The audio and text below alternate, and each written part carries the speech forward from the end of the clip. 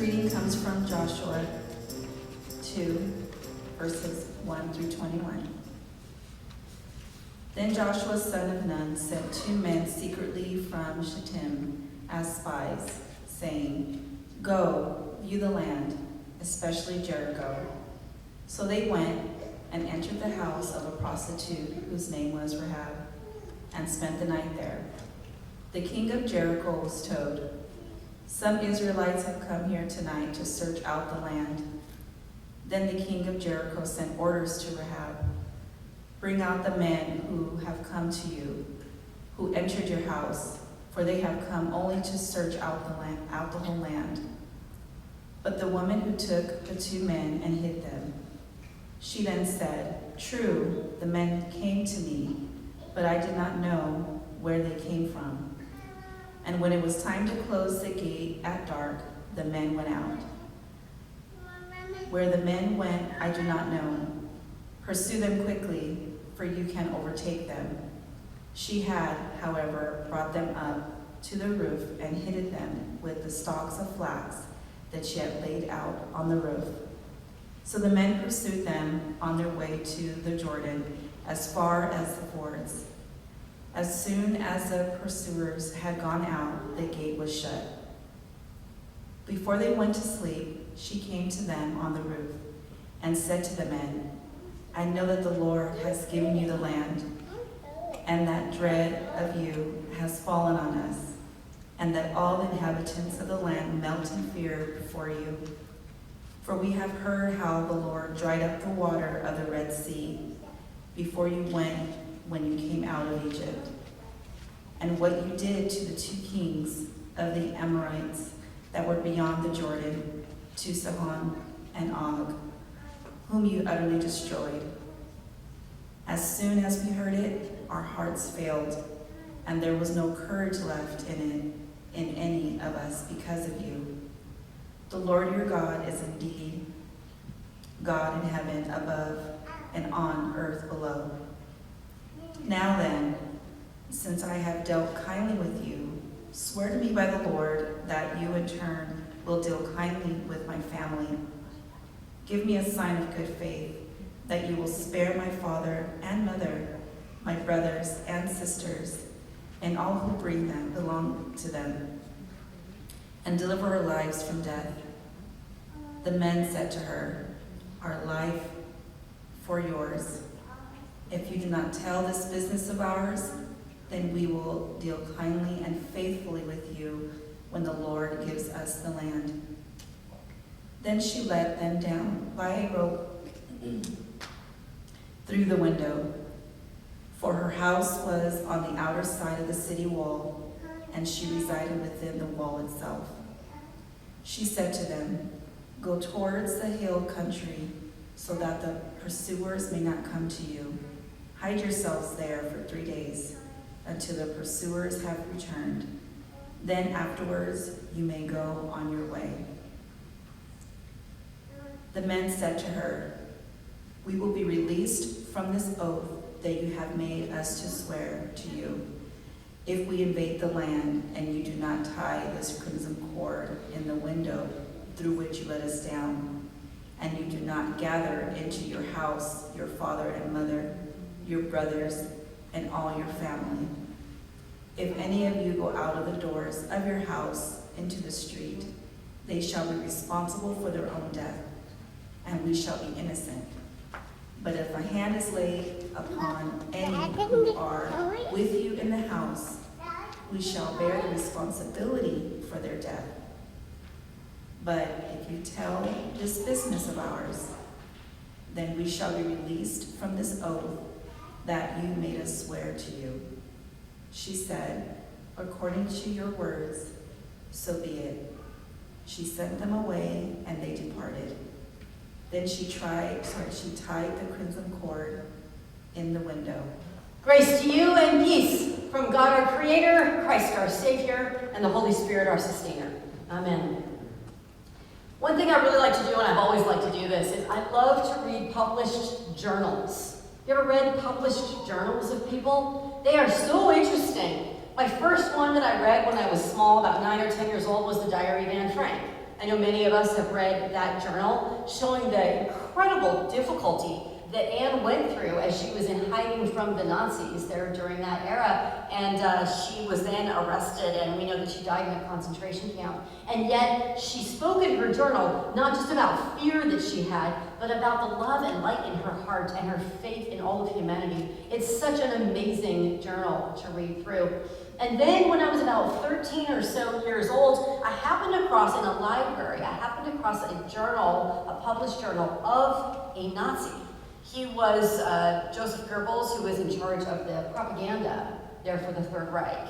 And his journal was markedly different from anything that Anne wrote.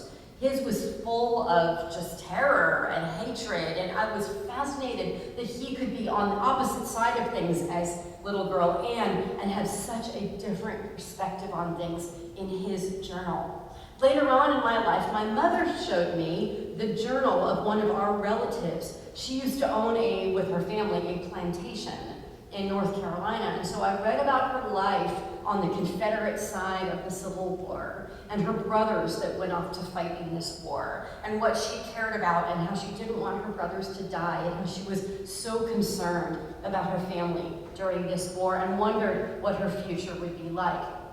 And then later on, when I was in college, I read another journal of somebody who had been enslaved on a plantation and who had escaped in a barrel from the plantation, fighting for his life, fighting to live. Again, on the opposite side of things than this woman who lived in rather privilege on the plantation.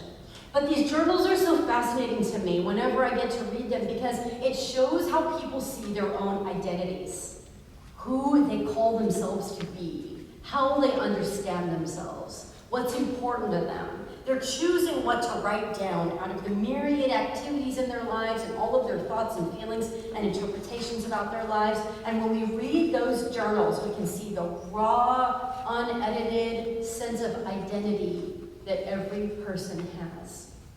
You know, my mom, many of you know she was a psychologist, and in fact, when she was growing up, she was a victim of child abuse. And so when she became a psychologist, one of the things that was really important to her was to help other victims of child abuse. And she would talk about a little bit about her own story of abuse and what she went through and how she was a survivor. And she would help other people know that they too are survivors. And then eventually something changed in her. She realized she didn't just want to talk to people about surviving. She wanted to talk to people about thriving. She didn't just for herself want to be the former abuse victim. She didn't just for herself want to have the identity of survivor. Because that's just about healing from trauma in the past. But she wanted for herself, her identity to be not just surviving, but thriving. And she wanted to help other people do the same with that shift in identity. Well, today we're looking at this woman, Rahab, and we're looking at her issues of identity. We know some things about her identity from before this story even begins. We know that she's female, and we know there in first century Palestine, actually it's before that, thousands of years before that, we know that that's right after Moses and the Israelites escaped Egypt and Joshua is going to go and take over the land. We know that females were not particularly valued. Now, there's a clue to if a female is valued, and that is if her name is listed. So we do see her name listed. So she was is she ended up being very valued by the Israelites, but we know that women in general were not particularly valued during that time. We also know that she was a prostitute. Now that would have been a little bit more understandable than in our day, because in the territory into which the Israelites were going, people were prostitutes for religious reasons. They had temple prostitution as part of what was going on in some of those pagan temples. So she might have been involved with something of that nature. That's one of the reasons why the Israelites, the early Israelites, were so against prostitution. It wasn't only because of the sexual immorality, there was that, but also because they didn't want the Israelites breeding with people of other religious traditions, and temple prostitution was such a big deal going on there in that pagan world. So she might have been involved with that. We also, religious scholars say, believe that she might have been an innkeeper there in that home that she had. She might have not only been a prostitute, but literally bringing people in to stay there in an inn, or like a hotel of sorts, which wouldn't have been uncommon or unusual in that day. We know that she had family members, because she goes on later talking to the Israelites about saving her family members, and she bargains, returning favor for favor, hiding the Israelites and not turning them in order for her family members to be saved. So we know some things about her. To me, the most fascinating part of her story is that she's living in a wall. Did you catch that? She's living in the wall between where the Israelites are coming from and the Gentile territory into which they're going. The territory that they believe is rightfully theirs, the Holy Land that they are going to overtake. Now, let's put the question aside, should they have done this? Should they have taken over people's land? That's rather a modern question.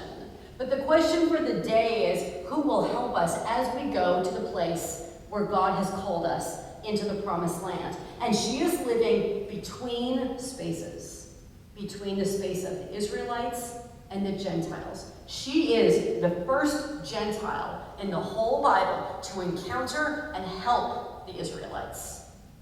She is there in that wall. Now, if there's one thing I can encourage you to notice when you read the Bible, one thing, it is the love of Jesus for all people. But if there's two things I can encourage you to notice, it is this. Notice the in-between spaces. Notice the in-between spaces. Those spaces are the most fascinating spaces of the Bible. They are highly significant. They are highly symbolic. In religious studies, we call that liminal space. The liminal space between days, the water between land. Spaces between are the spaces of the most power. They are the religious spaces. They are portals through which God is speaking to us. Notice when you read the Bible, the in-between. I'm telling you, it's the most important things, the most important times, the most important places. And here she is, living, dwelling, existing in the in-between. She's in the wall. Later on in the New Testament, when we hear a lot about outcasts, what the Greek actually tells us is not just outcasts or people thrown outside of the city, it's people living in the in-between. Literally, people without homes lived in bushes. But more importantly, these bushes were places in between. Those in-between spaces are powerful spaces of new identity.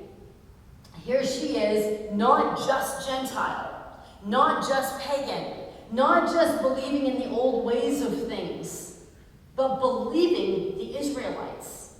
Do you see that? She has faith in the Israelites' God. She says, we've heard all about your God, and we are melting, she says. Melting with awe and wonder and fear and fascination. She believes them. She believes the Israelites, not her own people. She believes this new story, this new thing about to happen. And she, in this case, is moving from surviving to thriving in her identity, because nobody signs up to be a prostitute because that's a fantastic career choice. She signed up, as women do around the world and some men do, for survival. So she's surviving this way, and then she's saying, but I'm changing. I'm seeing a new way. and that is with the God of the Israelites. Your God and mine, same God.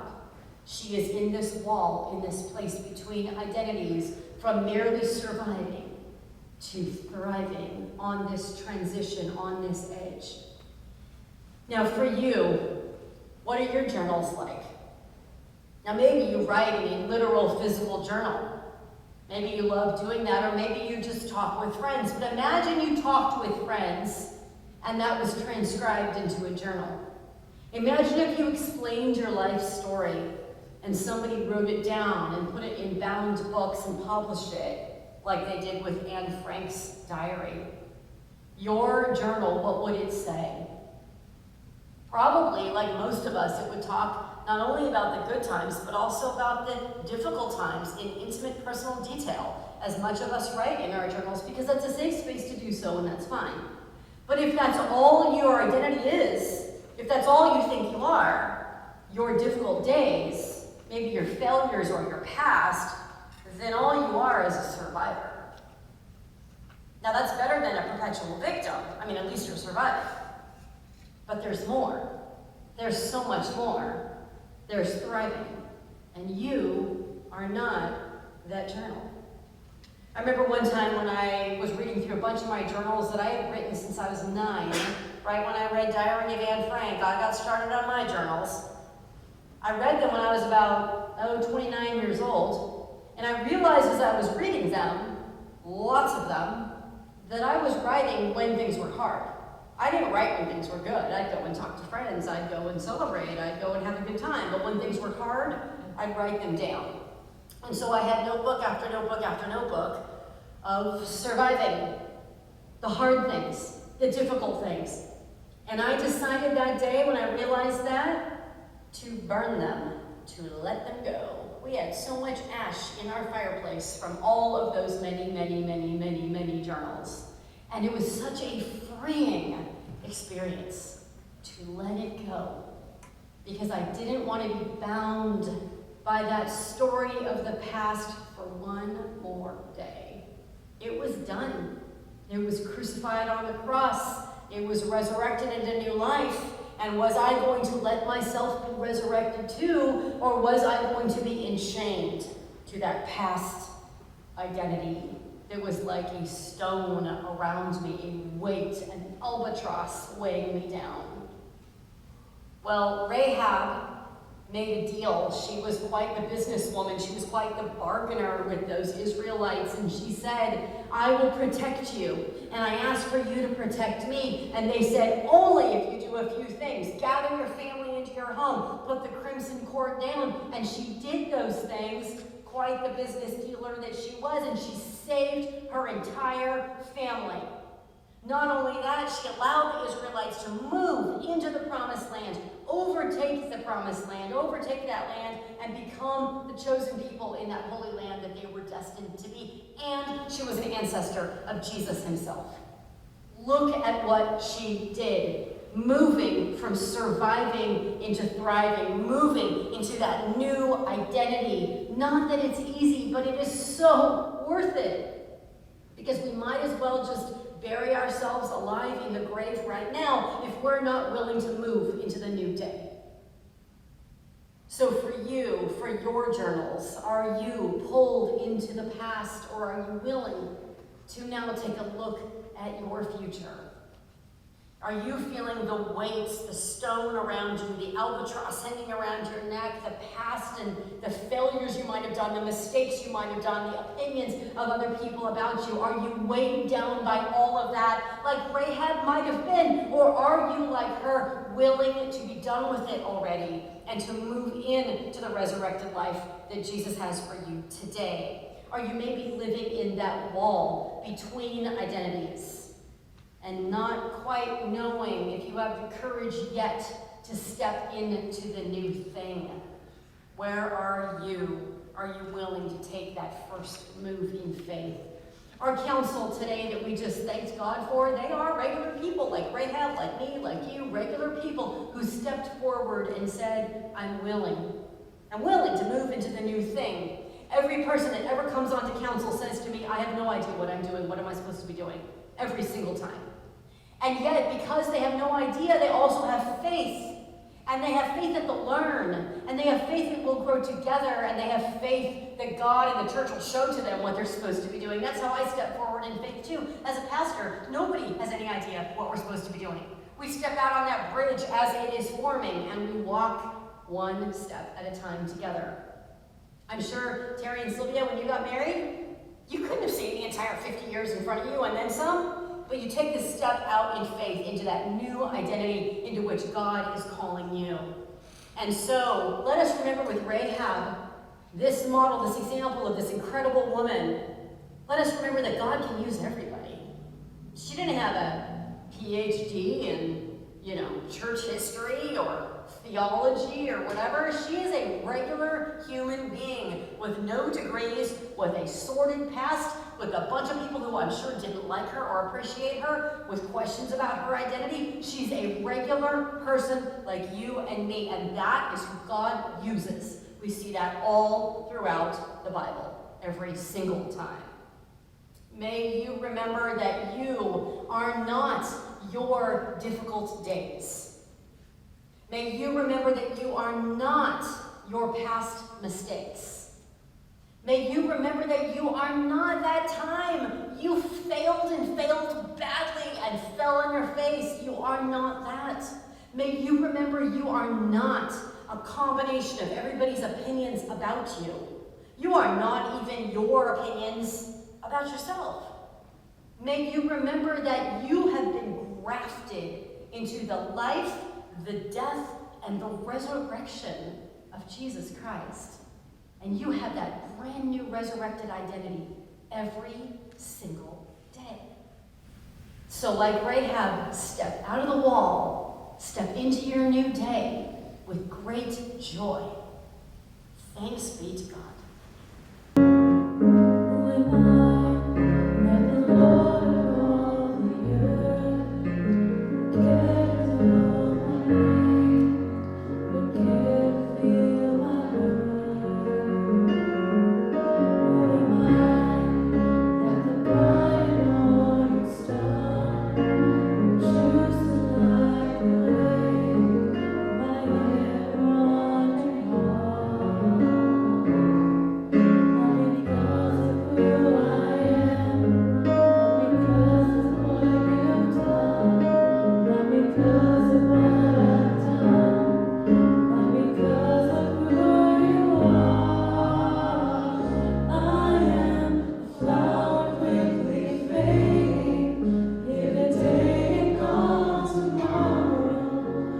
Away.